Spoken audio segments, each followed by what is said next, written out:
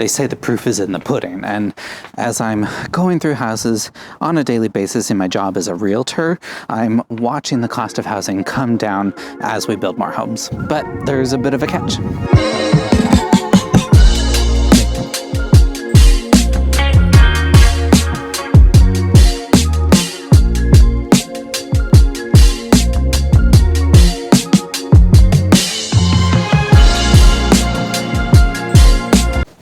Starting to get chilly.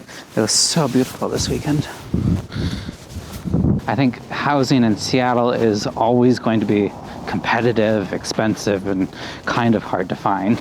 I had a client ask me the other day if I thought a market correction was coming, and I really have to say, just no, I don't think so. I think there's a perfect storm of high-paying employers and increasingly desirable climate and just not enough space for people here. So what is next with the city developing a comprehensive building plan, builders seemingly catching up with increasing housing supply, and the real estate market changing by the day? Alex Kai's here. This is a home in Seattle.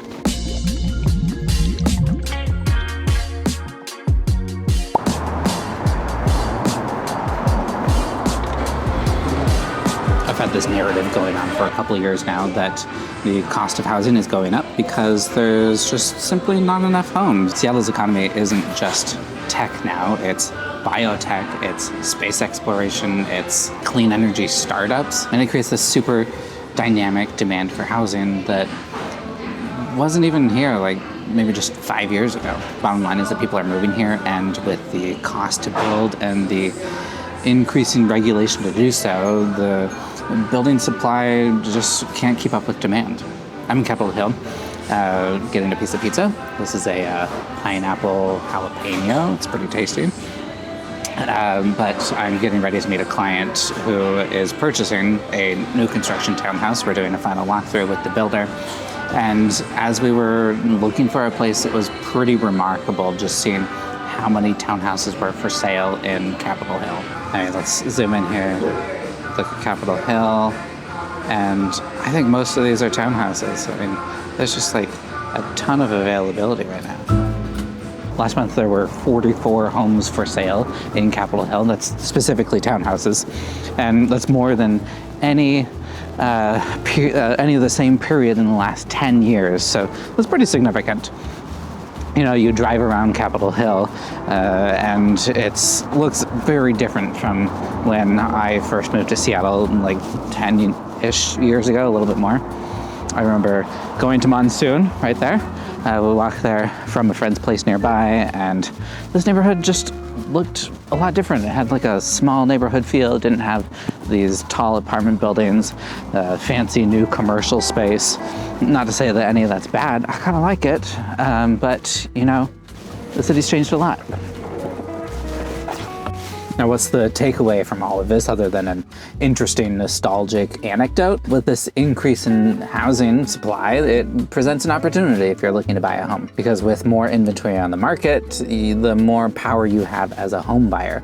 You know, it becomes harder to sell a house with a very similar home just around the corner. So you can ask for concessions, price reduction, etc. And you might get a good deal if the seller is motivated enough. Now, the flip side of this is that if you're looking to sell a home, it becomes increasingly difficult to stand out. And there is a risk that you take a loss on your investment. I just spent this last weekend helping somebody get a townhouse in Ballard in Crown Hill under contract, and we got a great price, but as I was looking at the property history, I noticed that the seller had listed the home for like $200K under what they originally bought it for a couple years ago.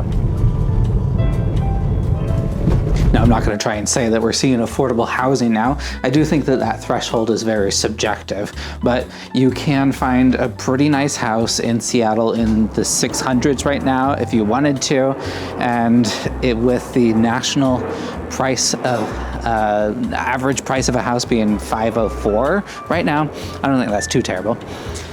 This is a nice place though. This is a townhouse in Capitol Hill that I wanted to show you just to see, you know, what you can get. This one is a little bit more expensive, priced just over 1.2, which is right around the average price of a house in Seattle right now. So Seattle's in the midst of a once-in-a-decade update to its comprehensive building plan, which is basically just this document that says what you can build where in the city. The plan is to reconfigure and rezone a couple things to allow an additional 120,000 homes, mostly around transit and small commercial hubs, which they're calling these like neighborhood centers, which I think is a great idea because it kind of follows how Seattle was built originally. You know, the city just slowly engulfed these smaller towns around it. Like Ballard used to be a city and it was incorporated into Seattle, but it's all coming to a head now because people are opposing this because of like parking concerns, and they're saying that they're gonna have to pull out too many trees and changing the neighborhood character. You should go read the details. I found this really interesting PBS article that outlines a lot of it. I'll link it down below. You know, personally, I think the city could do a lot more to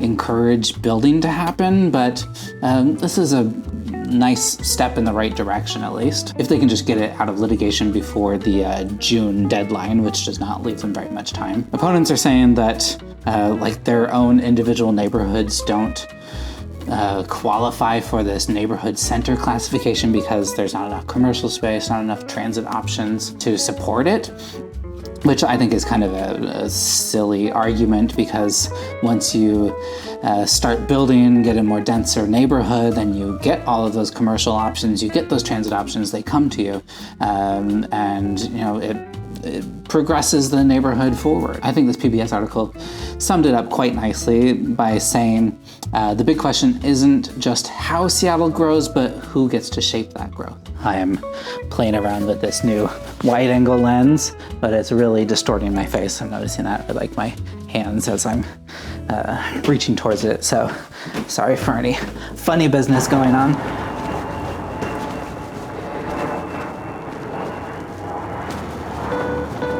Final walkthrough went great.